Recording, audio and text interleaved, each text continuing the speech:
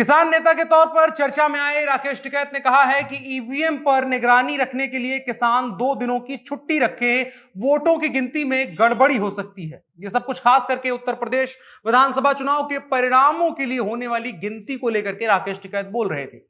राकेश टिकैत ने आरोप लगाया कि जिस यूनिवर्सिटी से हैं वो लोग, वहां पर हारे हुए को जीता हुआ बना दिया जाता है। साफ तौर पर ये भारतीय जनता पार्टी के लिए जो है आरोप और जिस तरीके से ताना जो भी कह ले वो था। इसके अलावा राकेश टिकैत ने यह भी कहा कि आपने जिला पंचायत के चुनाव में देखा था कि किस तरीके से गिनती में गड़बड़ी हुई थी।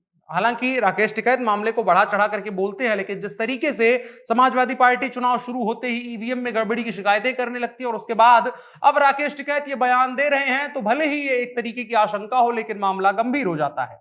और कल ही कई जगहों पर सुनने में आया था जहां पर ईवीएम रखी हुई है, जो वीवीपैट रखे हुए हैं, वहां पर सीसीटीवी बंद हो गए थे। हालांकि हम इसकी पुष्टि नहीं करते हैं, लेकिन सोशल मीडिया पर कुछ जगहों में ऐसे दावे किए जा रहे थे। खैर, आइए आपको पूरी खबर बताते हैं जो राकेश टिकैत कह रहे हैं, जो समाजवादी पार्टी कह रही है, क्या कुछ अभी जो मतदान हो रहा है इस दरमियान जो बयानबाजियों का दौर चल रहा है वो क्या कह रहा है। नमस्कार, मेरा नाम है अनुराग मिश्रा और आप देख रहे हैं जनता जंक्शन।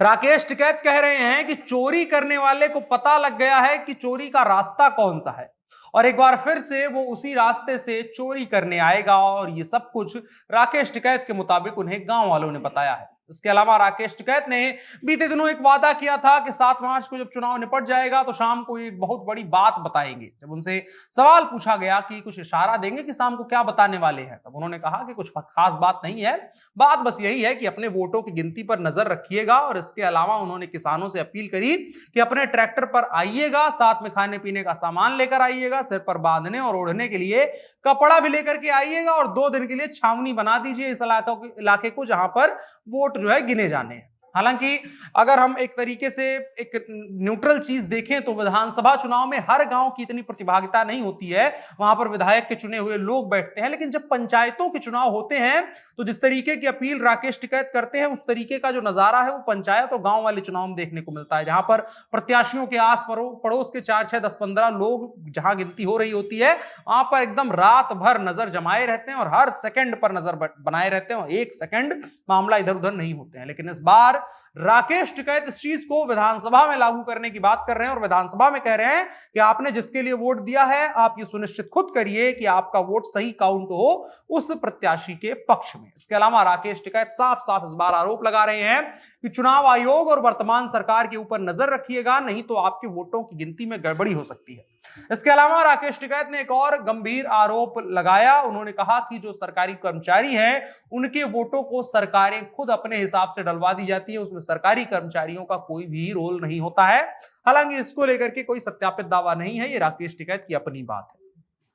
राकेश टिकैत इस बार उत्तर प्रदेश चुनाव में कोई प्रतिभाग नहीं कर रहे हैं। उन्होंने कहा भी था कि हम प्रतिभाग नहीं करेंगे, लेकिन सॉफ्टली एक तरीके से जयंत चौधरी और अखिलेश यादव के साथ में नजर आ रहे हैं, उससे भी कहीं ज्यादा वो भाजपा के विरोध में नजर आ रहे हैं।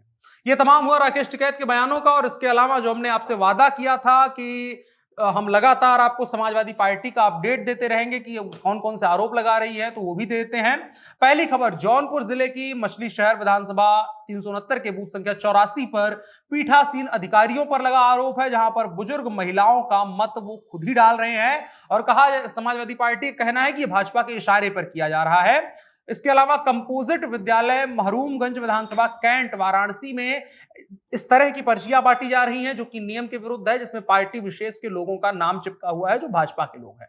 इसके अलावा गाजीपुर जिले की मोहम्मदाबाद विधानसभा 378 के बूथ नंबर 153 पर मतदाताओं को यह कहकर के मतदान नहीं करने दिया जा रहा है कि आपका वोट पहले से ही पड़ गया है। सपा का कहना है कि यह गंभीर आरोप है। इसके अलावा मिर्जापुर जिले की 96 विधानसभा 395 के बूथ नंबर 91 पर अपना दल के कार्यकर्ता बूथ के अंदर टोपी लगा करके बैठे हुए हैं और सपा का आरोप है कि मतदाताओं को मतदान करने से रोक रहे हैं और धमका रहे हैं।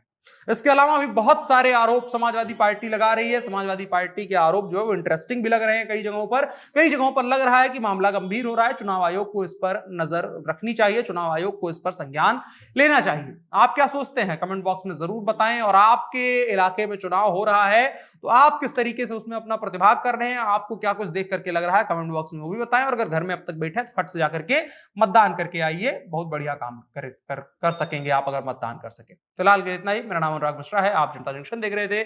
कैमरे पर मेरे साथ ओम प्रकाश थे। शुक्रिया।